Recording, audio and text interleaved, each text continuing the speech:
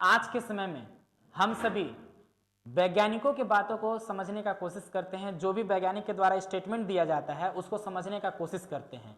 ऐसे ही एक वैज्ञानिक का दिया हुआ स्टेटमेंट को हमारे पोएट महोदय जो हैं, आज जो पोएम हम पढ़ेंगे उसके पोएट महोदय उसके बारे में बताते हैं, उसको अपने लैंग्वेज में बताते हैं। तो आपका स्वागत है मिस्टर साहिल गुप्ता के साथ। आप बने हुए हैं आपके अपने फेवरेट एजुकेशनल प्लेटफॉर्म जिसका नाम है मेरिट यार्ड। तो आइए आज का क्लास स्टार्ट करते हैं। तो सबसे पहले हम पोएम के बारे में बात करते हैं और पोएम के पोएट के बारे में बात करते हैं। तो आज जो पोएम है हमारे पास वो है फायर एंड आइस। तो फायर एंड आइस, तो ये जो पोएम लिया गया है तो इस पोएम का मतलब है कि ये एक सिंबॉलिक पोएम है। सिंबॉलिक पोएम दैट इज कि आइस एंड फायर का इस्तेमाल किसी न किसी चीज को दिखाने के लिए किया गया है हमारे जो पोएट महोदय हैं उनके द्वारा। तो ये सिंबॉलिक है और पता ही है इनका जो प्रीवियसली एक हम लोग देख लिए हैं dust of snow. Dust of snow जो पोएम है वो हमारे यही हैंडसम वाले जो पोएट हैं जिनका नाम है रॉबर्ट ली फ्रॉस्ट, इन्होंने ही लिखा था।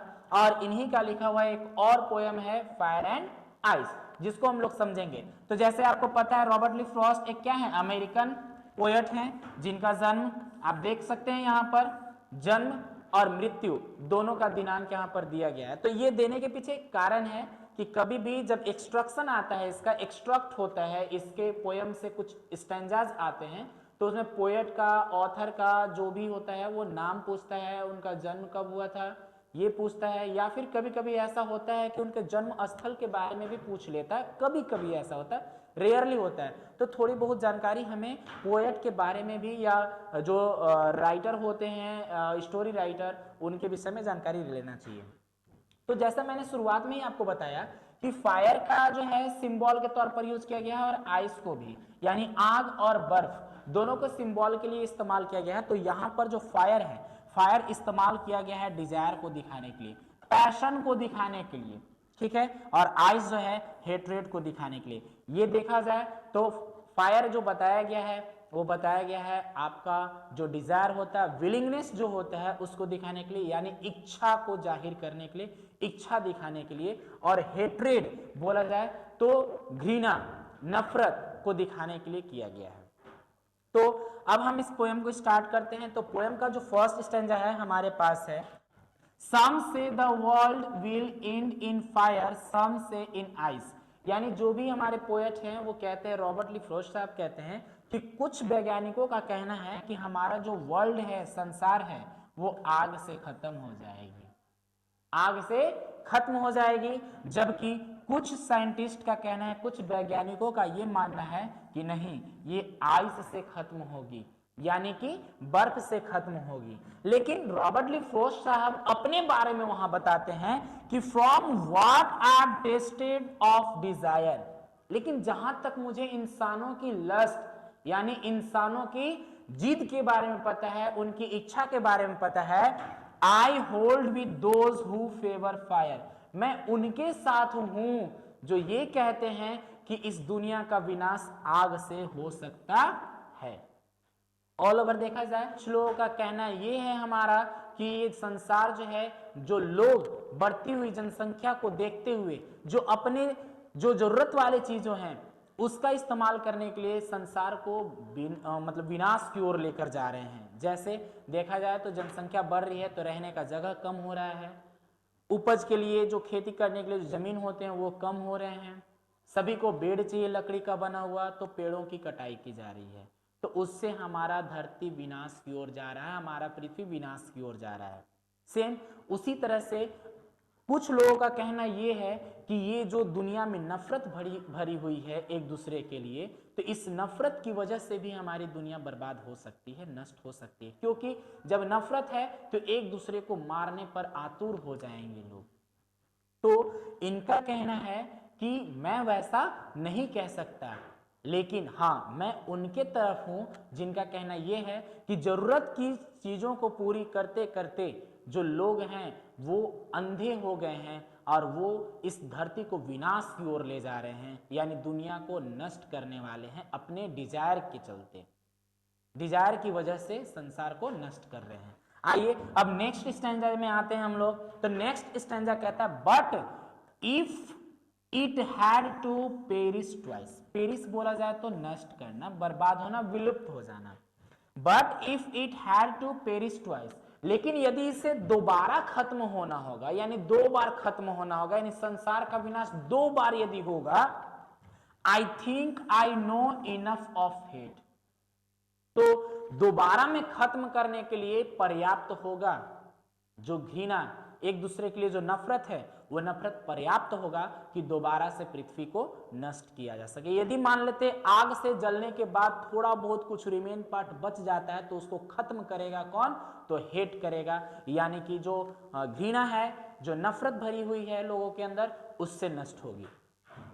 आगे लाइन कहता है to say that for destruction ice is also great and would suffice. इसका मतलब, इनका कहने का मतलब ये है कि आइस जो है ये भी ग्रेट है, काफी है, किसके लिए? तो हमारे इस वर्ल्ड को डिस्ट्रॉय करने के लिए, डिस्ट्रक्ट करने के लिए, बर्बाद करने के लिए, और यह पर्याप्त मात्रा में है। यानी कि घृणा से यदि दोबारा पृथ्वी नष्ट होती है तो पर्याप्त मात्रा में वो है। घृणा लोगों के अंदर कूट कूट कर भरा हुआ है, लालच भरा हुआ है, तो लालच की वजह से भी जो है लोग, घृणा नफरत की वजह से भी जो लोग हैं वो क्या कर सकते हैं? धरती को बर्बाद कर सकते हैं। तो आप देख सकते हैं कि रॉबर्ट ली फ्रॉस्ट साहब जो हैं कितने रियलिस्टिक जो हैं कि स्टिक आंसर देते हैं किसी भी स्टेटमेंट का। ये एक साइंटिस्ट का कहा हुआ बात था कि आग या फिर पानी, दोनों में से किसी न किसी से जो है हमारी संसार नष्ट हो सकती है, और इसको बखूबी बहुत अच्छी तरह से हमारे बीच पेश किए हैं हमारे रॉबर्ट ली फ्रॉस्ट साहब ने। एक बार फिर से इसी बात पर इनके चेहरे को देख लेते हैं। रॉबर्ट ली फ्रॉस्ट साहब कैसे हैं, देख लीजिए आप, कितने भोले भाले दिखने वाले हैं, और कितनी गहराई तक आइस एंड फायर के बारे में इन्होंने समझा और हम सबको समझाया। अब आते हैं इसके इंपॉर्टेंट एक्सट्रैक्शन की ओर, जो एक्सट्रैक्ट किया गया है इससे। तो इसका एक स्टैंजा है, लास्ट स्टैंजा, जिसका एक्सट्रैक्ट करके दिखाया गया है। एक्सट्रैक्ट के विषय में आपको पहले ही प्रीवियस लेक्चर में आपको बताया है मैंने। जो एक्सट्रैक्ट नंबर 1 है, ये कहता है but if it had to perish twice, यदि दोबारा से नष्ट होना होगा पृथ्वी को, I think I know enough of it. तो मेरा मानना है कि ये जो नफरत जो है ये काफी है, नफरत की वजह से दुनिया दोबारा नष्ट हो सकती है यदि बच जाती है तो। आगे कहता है to say that for destruction ice is also great, यानी उस विनाश के लिए ऐसा कह सकते हैं कि बर्फ जो है वो पर्याप्त है, काफी है। सफाइज, सफाइज का मतलब पर्याप्त मात्रा में होता है, सफिशिएंट होता है। अब इससे अराइज होने वाले क्वेश्चंस को हम लोग देख लेते हैं। तो इस क्वेश्चन में कहता है कि what is it in the first line here, यानी यहाँ फर्स्ट लाइन में जो इट इज यूज किया गया है, ये इट किस चीज के लिए यूज किया गया है? तो आंसर में है it here is the world, यानी इट का यूज किया गया है वर्ल्ड को दिखाने के लिए। सेकेंड क्वेश्चन कहता है how is ice sufficient for destruction, यानी अभी जैसे हम लोग इसमें देखें कि सफाइज है, आइस क्या है? आइस सफाइज है किसके लिए? तो destruction of the world, destruction of the world, ठीक है। तो इसका आंसर देख लेते हैं। Ice is symbolized as hatred and hate will be sufficient for the destruction of world due to cold, ठीक है। तो इसका यदि मीनिंग देखा जाए इस आंसर का, तो इसका कहने का मतलब ये है कि जैसे आइस यहाँ पर जो इस पोयम में इस्तेमाल किया गया है वो एक सिंबल के तौर पर इस्तेमाल किया गया हेट्रेड को दिखाने के लिए, यानी नफरत को दिखाने के लिए। और ये जो नफरत है, नफरत जो है वो सफिशिएंट है हमारे इस संसार को डिस्ट्रॉय करने के लिए, क्योंकि नफरत जो होता है इंसान को ठंडा कर देता है। ठंडा मतलब गुस्से वाले ठंडा नहीं, वो नफरत जो है लोगों के अंदर घृणा भरता है एक दूसरे के लिए कि हम उसे नहीं देखेंगे, यानी कि स्टोन हार्ट बनाता है, विनम्र भाव का नहीं बनाता है, कठोरता बनाता है। इसलिए कठोर चीज में विनम्रता नहीं होती है, कठोर चीज शांत होता है। तो यहाँ पर कोल्ड का मतलब है शांत, यानी शांत रहकर जो हेट है वो पूरे संसार को नष्ट करने के काफी है। नेक्स्ट में आते हैं what is the essential idea given here, यहाँ पर इसेंशियल आइडियाज जो एकदम आवश्यक वाला जो है वो क्या है, तो देखते हैं। The essential idea is here is that world can be destroyed by hatred. यानी यहां पर क्या कहता है हमारा कि जो इसेंशियल आइडिया ये है कि वर्ल्ड जो हमारा है यानी कि हमारा जो संसार है वो दोबारा खत्म हो सकता है किसकी वजह से, हेट्रेड की वजह से, यानी नफरत की वजह से। आइस इज लाइक हेट्रेड, यहां पर आइस जो है हेट्रेड के तौर पर इस्तेमाल किया गया है। It symbolizes cold and death, यानी ये जो आइस है यहाँ पर ठंडा और फिर डेथ की तरफ ले जाता है, यानी उसका मीनिंग बताता है। ऐसे भी हम जानते हैं यदि ठंडे का मौसम हो, नब्ज में ब्लड यदि रक्त जम जाते हैं तो ट्रांसपोर्टेशन यानी कि सर्कुलेशन हमारा नहीं होगा, रक्त संचरण नहीं हो पाएगा, जिसकी वजह से हमारे बहुत सारे जो बॉडी के जो ऑर्गन्स हैं यानी हमारे शरीर के अंदर चल रहे कार्य जो हैं वो क्या होते हैं, बंद हो जाते हैं, जिससे मृत्यु हो जाती है। तो ये कहने का मतलब है। नेक्स्ट क्वेश्चन पे हम लोग आते हैं। अब इंपॉर्टेंट क्वेश्चन हमारा स्टार्ट हो जाता है। तो इंपॉर्टेंट क्वेश्चन में जो फर्स्ट क्वेश्चन है, वो कहता है how will the world end twice, यानी कि how will the world end twice, यानी कि धरती हमारा, पृथ्वी हमारा दो बार खत्म कैसे होगा। Give a brief substance of the poem fire and ice, यानी फायर एंड आइस में जो भी दिया गया है उसको ब्रीफ में बताना है, सारांश इसका दिखाना है। ठीक है, what is the deep meaning given in the poem fire and ice, यानी फायर एंड आइस जो पोयम यहाँ दिया गया है उसमें फायर एंड आइस का डीप मीनिंग क्या है। इस फायर एंड आइस पोयम में डीप मीनिंग क्या दिया गया है इनका, फायर एंड आइस का। तो आइए देखते हैं answer. In the poem Fire and Ice, the poet has used fire and ice as a symbol of destructing the world. यानी कि जो पोयम है फायर एंड आइस, इसमें जो पोएट महोदय हैं वो फायर एंड आइस को सिंबल दिए हैं, यानी कि संकेत दिए हैं किसका, तो डिस्ट्रक्टिंग द वर्ल्ड, यानी कि पृथ्वी के विनाश का, यानी यही हैं जो पृथ्वी को नष्ट कर सकते हैं। Fire has been used to symbolize the desire or lust of a man, यानी यहाँ पर जो हमारे पोएट हैं इनका कहना ये है कि फायर का इस्तेमाल जो है हम किस लिए किए हैं, तो डिजायर दिखाने के लिए या फिर मनुष्य के जीव लालच को दिखाने के लिए। ठीक है, आगे कहता है a man burns himself completely as in fire, जैसे कि लोग अपने आप को आग लगाकर मार देते हैं, यानी कि आग में जलकर खत्म हो जाते हैं। सेम उसी तरह से, ठीक उसी तरह से यहां पर संसार को भी वो अपने जिद की आग में जला रहे हैं।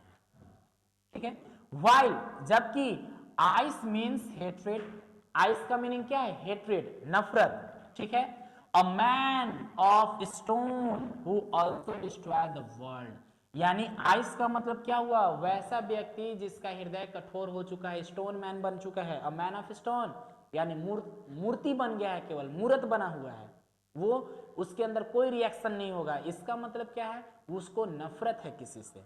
ठीक है, तो वो भी क्या कर रहा है, हमारे वर्ल्ड को खत्म कर रहा है, नष्ट कर रहा है। In this way the world will and twice through fire and ice, इसीलिए इस तरीके से हम कह सकते हैं कि जो हमारा ये धरती है वो दो बार नष्ट हो सकती है, किससे, तो फायर एंड आइस से। फायर अलग से नष्ट करेगा, यदि इससे कुछ बच जाता है तो बाकी आइस है ना, ये तो नष्ट करेगा ही करेगा। नेक्स्ट एंड लास्ट क्वेश्चन पे हम लोग आते हैं। तो लास्ट क्वेश्चन कहता है what do people say about the end of the world, what is the poets stand. तो कहता है यहां पर कि लोगों का मतलब धरती के एंड करने का, संसार ब्रह्मांड के समाप्त होने का क्या मतलब है यहां पर, और हमारे पोएट क्या समझते हैं इसको। ऐसे वर्ल्ड का मतलब तो मतलब जान ही रहे हैं, संसार होता है, बट हमारा जो छोटा सा संसार है वो पृथ्वी है। ठीक है, और इसी तरह का क्वेश्चन है same, what do different people say about the end of the world, यानी अलग अलग अवधारणाएं क्या है लोगों का जो कहते हैं कि धरती नष्ट होगी। तो अलग अलग लोगों का बात अलग अलग होता है, अलग अलग तरीके से सभी बताते हैं। तो आइए देखते हैं। As we know the fire and ice is a symbolic poem, जैसा कि हम लोग जानते हैं कि ये जो फायर एंड आइस पोएम जो दिया गया है एक सिंबॉलिक पोएम है, यानी सांकेतिक कविता है। ठीक है, जो आधारित है based on the scientific statement, यानी साइंटिस्ट के द्वारा कहा हुआ जो एक स्टेटमेंट है उसी से ये कहानी मतलब बोला जाए तो ये पूरा कहानी जो पोयम के रूप में हम देख रहे हैं ये उसी स्टेटमेंट से लिया गया है। ठीक है, तो some scientists say that the world will end in fire. ठीक है, यानी कुछ साइंटिस्ट का कहना, कुछ वैज्ञानिकों का ये अवधारणाएं हैं, ये कहना है कि हमारा जो संसार है वो नष्ट हो जाएगा किससे? आग से, मतलब कि चाहत से, इच्छा से, जो अपना जरूरत का चीज है उसको पूर्ति करने में संसार को नष्ट कर देंगे। ठीक है, एंड अदर्स से that the world will end in ice, यानी और कुछ लोगों का कहना यह है कि वो आइस जो है, नफरत जो है, उससे संसार नष्ट हो जाएगी। But according to the poet, लेकिन यदि पोएट की हम बात करें, पोएट की माने तो he knows the lust of a man, वो किसी भी मनुष्य का, किसी भी व्यक्ति के जिद को जानते हैं, लाभ को समझते हैं कि लालच क्या उनके अंदर है। And it will be enough to bring about the world end twice, और यह काफी होगा कि फिर से क्या हो जाए, ये धरती नष्ट हो जाए, यानी धरती को नष्ट करने के लिए ये पर्याप्त होगा। जो डिजायर है और जो आइस है यानी कि नफरत, इन दोनों की वजह से जो है हमारी संसार नष्ट की ओर जा रही है, हमारी संसार विनाश की ओर जा रही है। तो ये बहुत ही अच्छा सा मैसेज हमारे पोएट साहब ने हम सभी को दिया है।